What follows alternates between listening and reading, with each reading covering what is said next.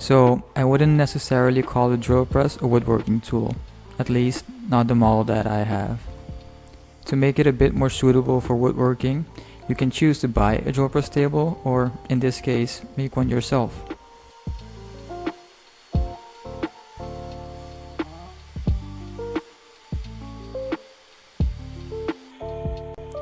The size of the drill press table is dependent on the drill press that you have and actually also the size that you want it to be.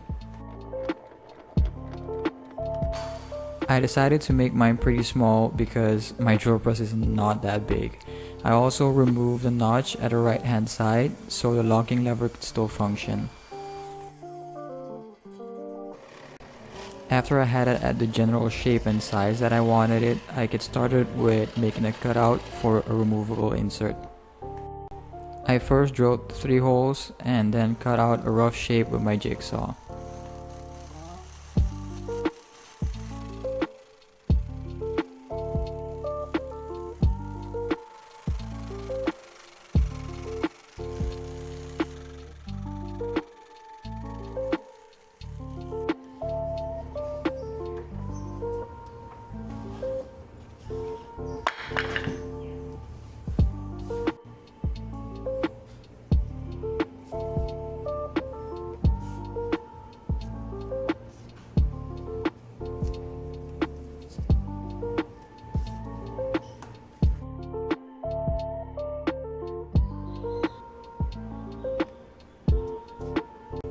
Here you'll see me adding some guides, which will help me straighten the lines that I made before with the jigsaw.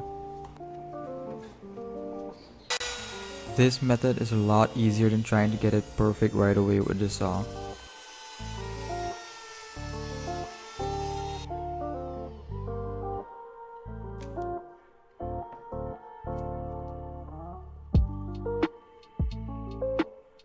I also decided to add a chamfer.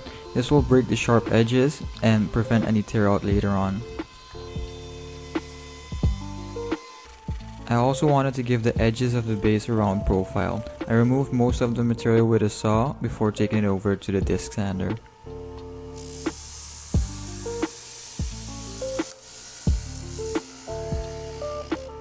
I'm going to be using a pattern bit with my router to get the bottom of the base to the same shape, but I thought it was a good idea to remove as much material before using my router.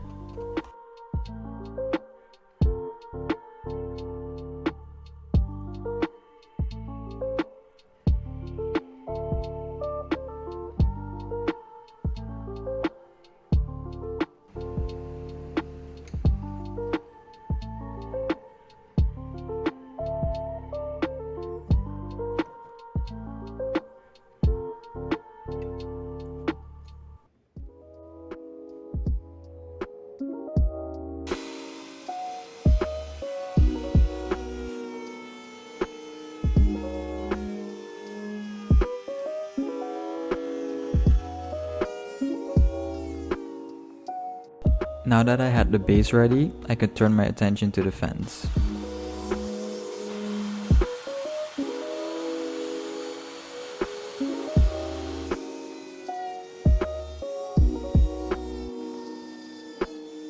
I cut a few grooves in the fence so I could attach it to the base with some T-bolts and star knobs.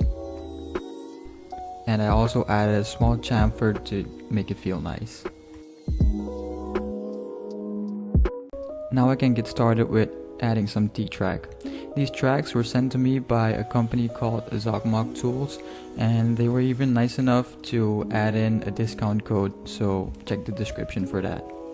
The screws that came with the T-track were a bit too long for my fence, so I had to file down the excess that was sticking out.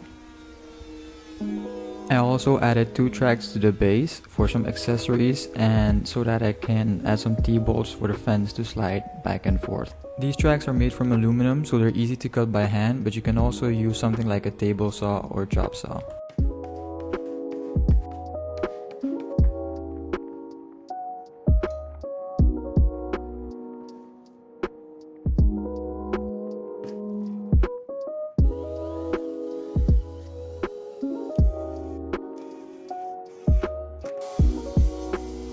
Now I can get started with figuring out how I want to attach the base to my drill press.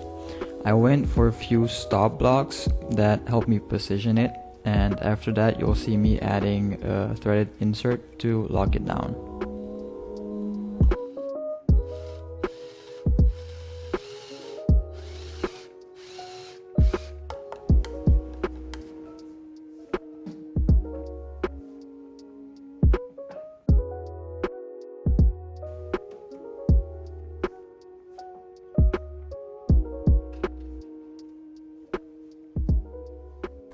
Now that I had everything finished, I could add a protective layer, and I decided to go for this Minwax one coat polyurethane.